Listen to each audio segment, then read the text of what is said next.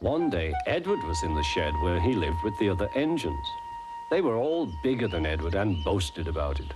"The driver won't choose you again," said Gordon. "He wants strong engines like us."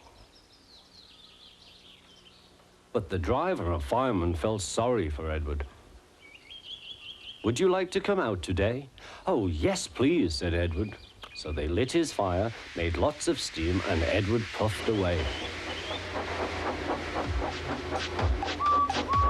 The other engines were very cross at being left behind.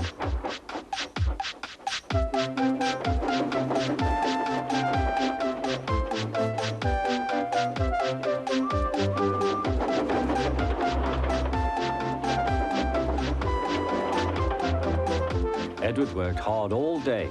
The coaches thought he was very kind, and the driver was very pleased.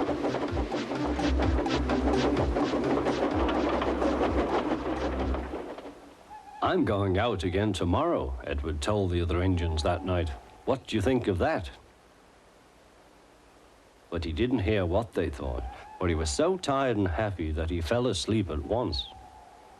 Next morning, Edward woke up to find nothing had changed. Gordon was still boasting. "You watch me, little Edward, as I rush through with the express. That will be a splendid sight for you. Goodbye, little Edward. Look out for me this afternoon."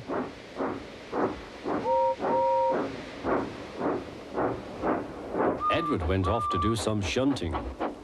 He liked shunting. It was fun playing with freight cars. He would come up quietly and give them a push.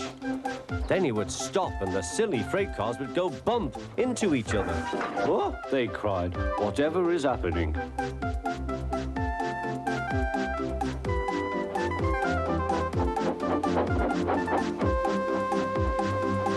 Edward played till there were no more freight cars. Then he stopped to rest. Presently, he heard a whistle.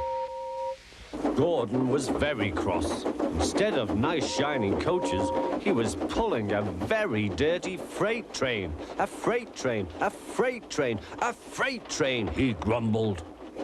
"The shame of it, the shame of it, oh, the shame of it." Edward laughed and went to find some more freight cars. Then there was trouble. "Gordon can't get up the hill," the porter called to Edward's driver.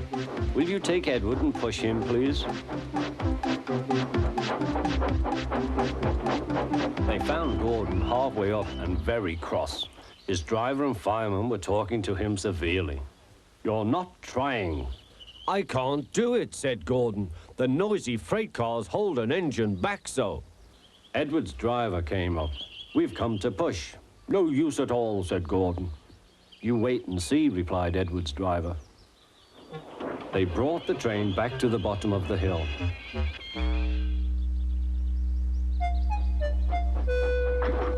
"I'm ready," said Edward.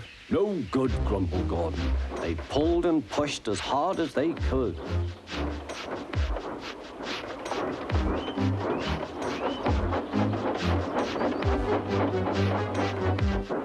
"I can't do it, I can't do it, I can't do it," puffed Gordon. "I will do it, I will do it, I will do it," puffed Edward. Edward pushed and puffed and puffed and pushed as hard as ever he could. And almost before he realized it, Gordon found himself at the top of the hill. "I've done it, I've done it, I've done it," he said proudly. He forgot all about kind Edward and didn't say thank you. Edward was left out of breath and far behind, but he was happy because he had been so helpful. At the next station, he found that the driver and fireman were very pleased with him. The fireman gave him a nice long drink, and the driver said, "I'll get out my paint tomorrow and give you a beautiful coat of blue with red stripes. Then you'll be the smartest engine in the shed."